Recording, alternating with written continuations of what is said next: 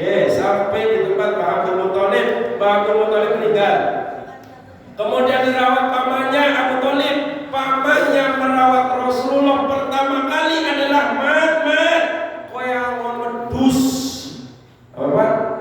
Suruh menggembala kambing. Kenapa? Yang namanya kambing itu makhluk yang luar biasa, susah diatur. Kalau bebek masih gampang, kok madu belajar bebek. Kambing masalah. Saya ingat banget dulu kalau bulan puasa. Dulu saya kecil bulan puasa barengan dengan musim kemarau. Maka kalau sore-sore nunggu buka puasa, angon wedhus nang sawah pada batak, orang ada banyune.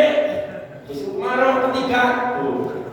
Istilah orang sini itu ngabuburit ya, ngabuburit. Nunggu maghrib.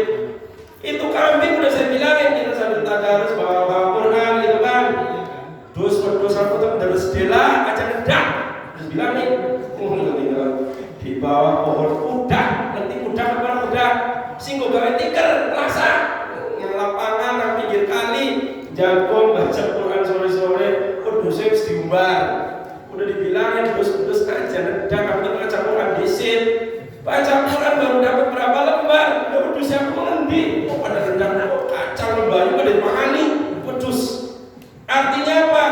Rasulullah diproyeksikan mau menjadi pemimpin besar dunia.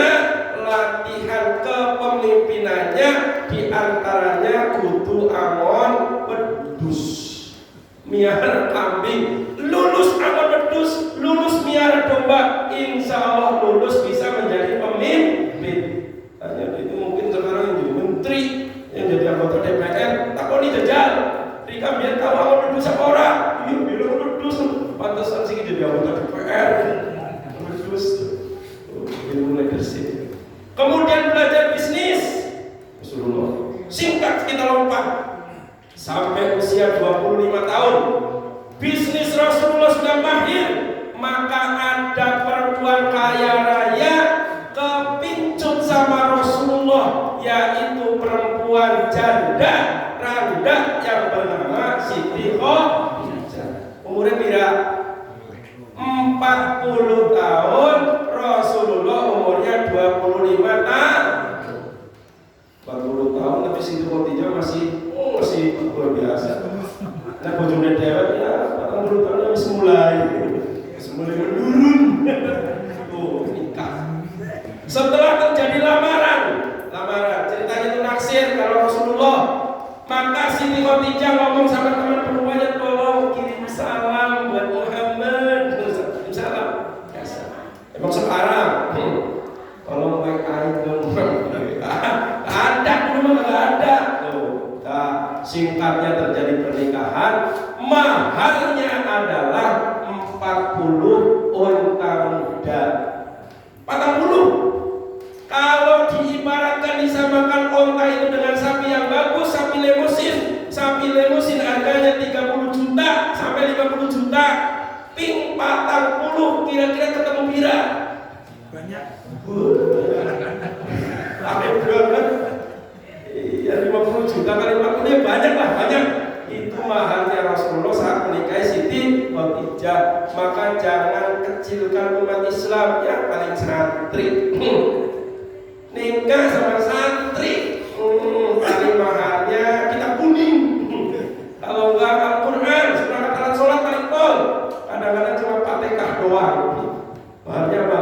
Bimahri Al-Fatihah Al-Fatihah. Oh tidak di situ. Jangan. Islam zaman Rasulullah itu sudah mencontohkan mahalnya 40 unta muda. Jadi sampai sekarang, mohon maaf, orang Arab itu mahalnya mahal. Saya dulu hampir dapat orang Arab, hampir. Begitu ditanya, Nur, kamu tinggal di mana? Anaknya siapa? Kerjanya apa? Ya, orang tekan. Mau bayar mahar tekan. Mundur teratur. Saya dapatnya orang Wonosobo. Tapi kenapa saya nikah itu nggak pakai pacaran? Saya habis ceramah di Bumiayu, masih bawa tentengannya namanya parcel. Saya calon mertua saya yang belum pernah ketemu. Saya nggak ketemu istri saya, ketemu saudaranya. Intinya singkatnya langsung dinikahkan. Kenapa? lihat yang datang itu santri, ditanya jawabnya jujur, Mas sampean saking pundi? Jadi bawa oleh-oleh kayak kiye, ulun lembean lu tablik akbar dan bumi ayu, yo langsung.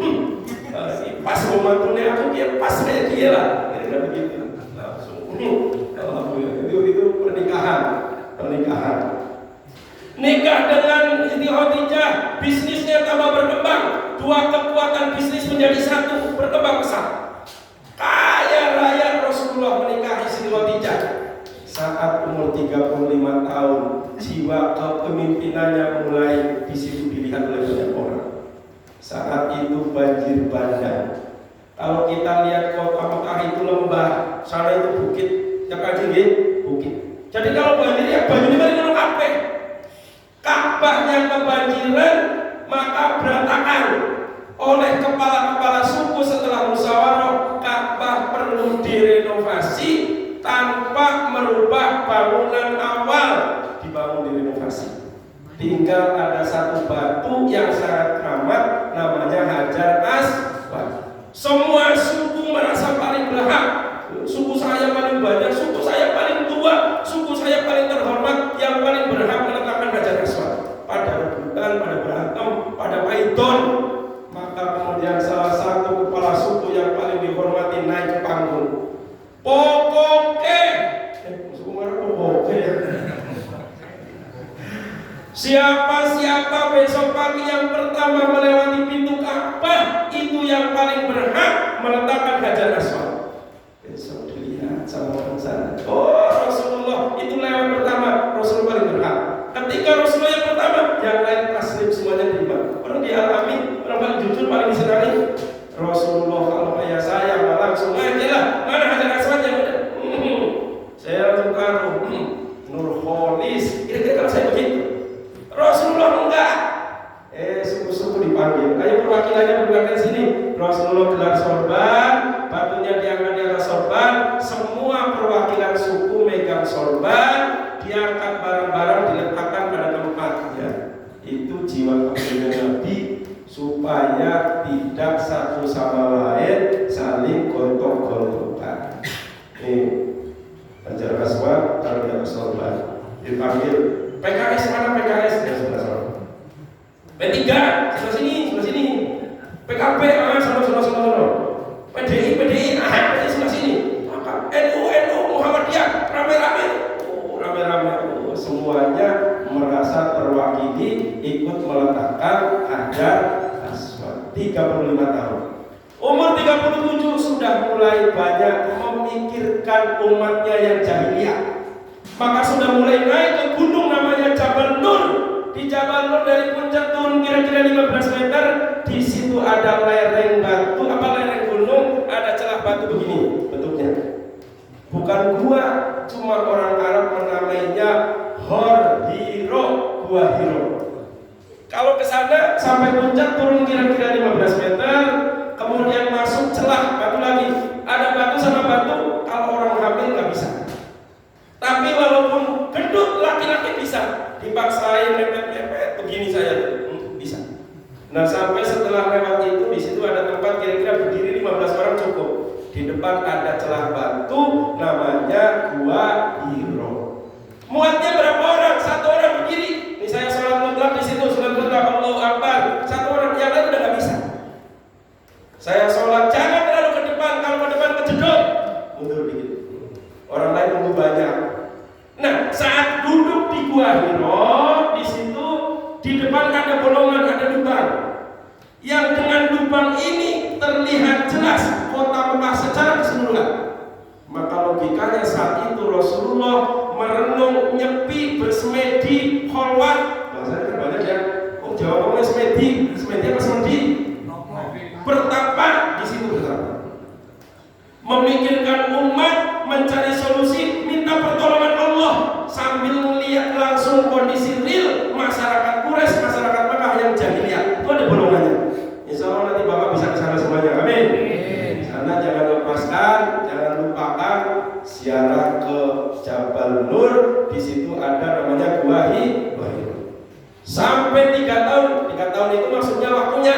Kadang cuma sehari, kadang seminggu. Kalau bulan Ramadan full.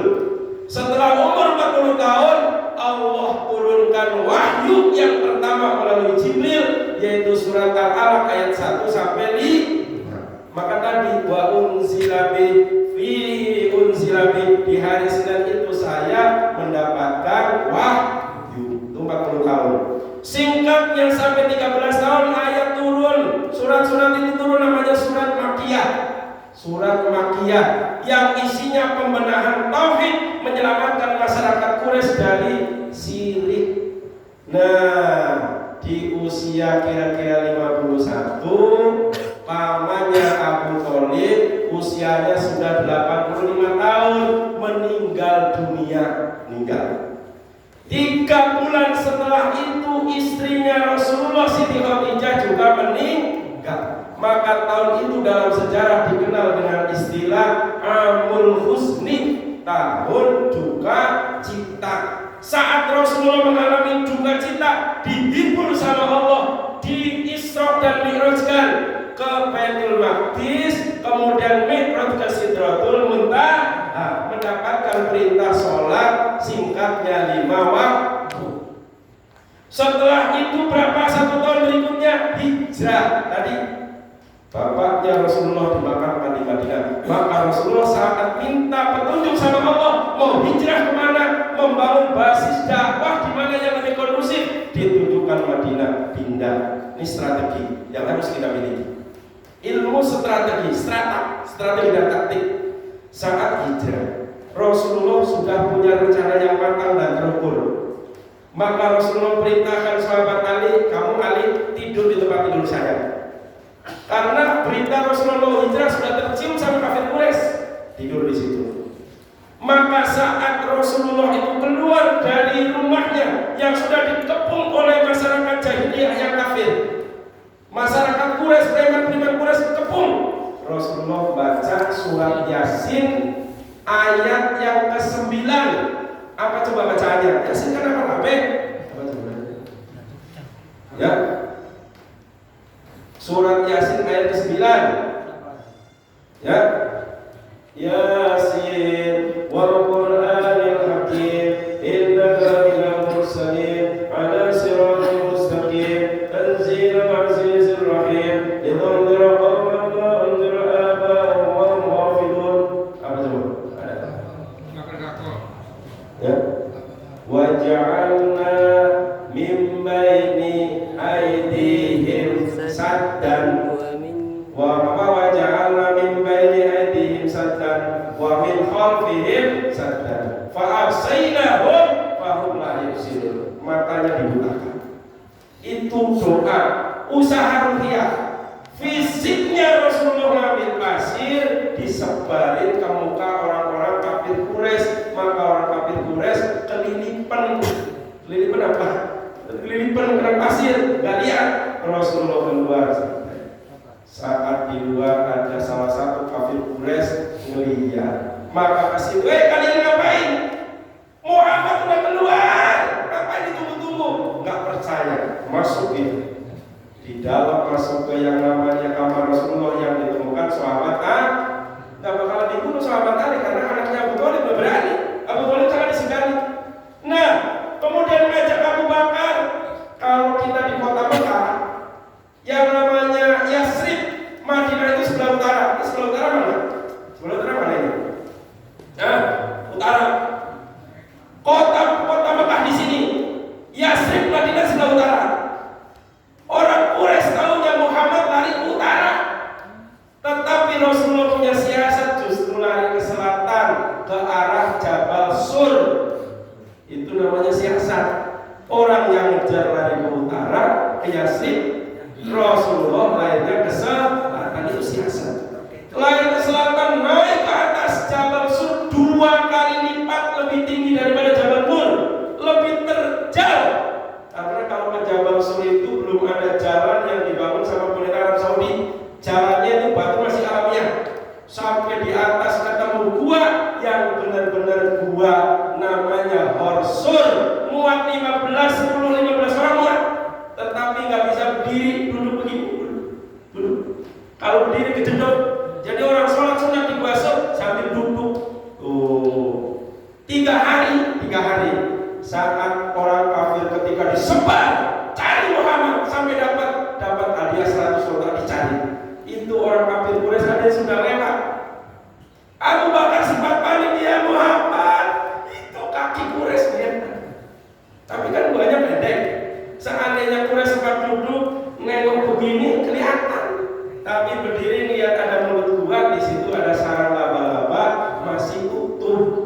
Logikanya kalau ada sarang laba-laba, nggak mungkin ada orang masuk ke dalam. Tuh keajaiban Allah. 3 hari di situ, singkatnya lari ke Madinah. Sampai di Madinah, sebelum sampai masyarakat Madinah yang sudah menjalin hubungan dengan Rasulullah, namanya Bai'at Aqabah. Ya, kita kenal barangkali dengan sejarah. Maka mereka saking gembiranya, saking senangnya melihat kedatangan Rasulullah, disambut dengan sambutan Tolal, gitu ya? Apa tulisannya tadi? Tolal badru alaina min saniyatil wada'. Ya, balik ceramah ini suaranya. Besok pagi di Cimanggis, sorenya masih dirasusukan. Ya biasa kayak begini kan. Disambut luar biasa. Sampai di Madinah mempersatukan suku-suku yang ada, mempersatukan sahabat Muhajir dengan Ansar. 8 tahun sudah berhasil membangun komunitas dakwah. Maka 8 tahun di Madinah dapat menaklukkan kota Mekah yang dalam sejarah dikenal dengan istilah Fathu Makkah. Inilah misi diutusnya Rasulullah. Wa ma arsalnaka illa rahmatan lil alamin. Wa ma arsalnaka, ini surat Al-Anbiya ayat 107. Wa ma arsalnaka, dan tidaklah aku utus engkau, pokoknya Muhammad, illa rahmatan, kecuali engkau aku jadikan yang namanya manusia menebarkan kasih dan sayang. Muhammad, aku tidak utus engkau. Kayaknya di sini mukhatabnya yang diajak bicara sama Allah itu Muhammad. Tidak aku utus engkau, kecuali engkau aku jadikan manusia yang menebarkan kasih sayang. Untuk siapa? Apakah lil Muhammadiyin, orang Muhammadiyah saja? Enggak. Linadiyin, untuk orang NU saja tidak. Bahkan linnas, untuk makhluk manusia saja pun tidak. Tetapi ujung ayatnya lil alamin, untuk manusia, untuk makhluk seluruh alam. Ini ada hadis yang asbabul wurudnya kucing. Jadi ada perempuan masuk neraka gara-gara kucing. Ini sababiahnya. Kalau dalam Al-Quran namanya asbabun nusul. Kalau dalam hadis namanya asbabul wurud. Asbabul wurudnya adalah ada perempuan yang sangat soleh.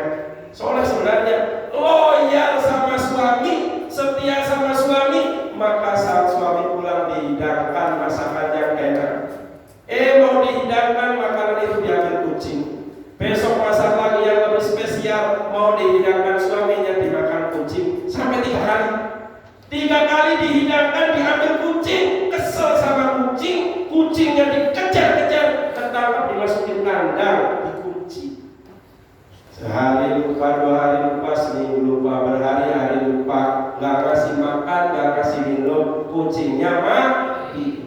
Berita matinya kucing ini sampai ke hadapan Rasulullah. Maka kata Rasulullah, daholatil mar'atun naro fihi rotin. Daholat, masuk siapa maratu, perempuan amaro ke dalam neraka, fihi rotin, karena sebab kucing. Fi-nya kalau belajar dalam pesantren, fi-nya punya faedah lisababiyah, bukan lidorfiyah. Fihi rotin, karena sebab kucing. Karena menjara kucing, ngandalin kucing, gak dikasih makan mati, perempuan masuk neraka. Artinya apa? Islam memberikan kasih sayang tidak hanya kepada satu golongan, bahkan tidak hanya makhluk manusia, kepada seluruh alam, seluruh makhluk, termasuk sama kucing. Ini barangkali yang dikembangkan di Indonesia namanya Islam wasatiyah, Islam yang toleran, Islam rahmatan lil alamin, Islam yang berkasih sayang. Pengapunten, ini harus dikembangkan. Kita ini sudah kesepakatan bahwa kita, pendahulu-pendahulu kita, bahwa di negeri ini hidup ada orang lain. Maka kita harus menjaga keutuhan NKRI, harus hormat, saling menghormati terhadap orang lain walaupun beda akidah dengan kita. Rasulullah misinya menebarkan kasih sayang. Ini barangkali singkat yang bisa disampaikan dalam peringatan Maulid ini. Ya, sebagai penyemangat. Kita kan nggak tahu umur, Pak, nggak tahu umur.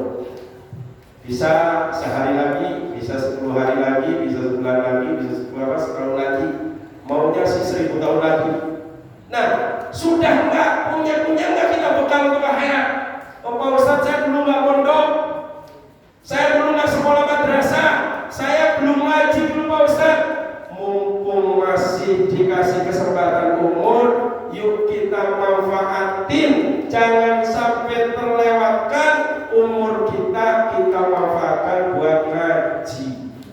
Belum pinter, di tengah-tengah ngaji meninggal, mati, surga. Cuma seperti itu.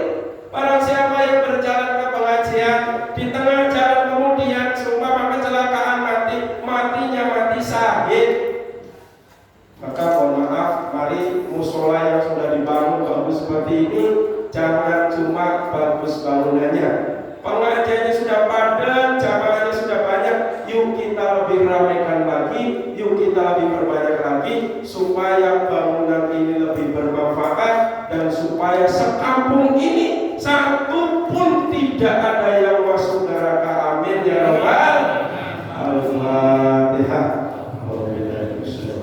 Bismillahirrahmanirrahim. Alhamdulillahirabbil alamin arrahmanirrahim maliki yaumiddin. Iyyaka na'budu wa iyyaka nasta'in ihdinas siratal mustaqim. Shiratal ladzina an'amta 'alaihim ghairil maghdubi 'alaihim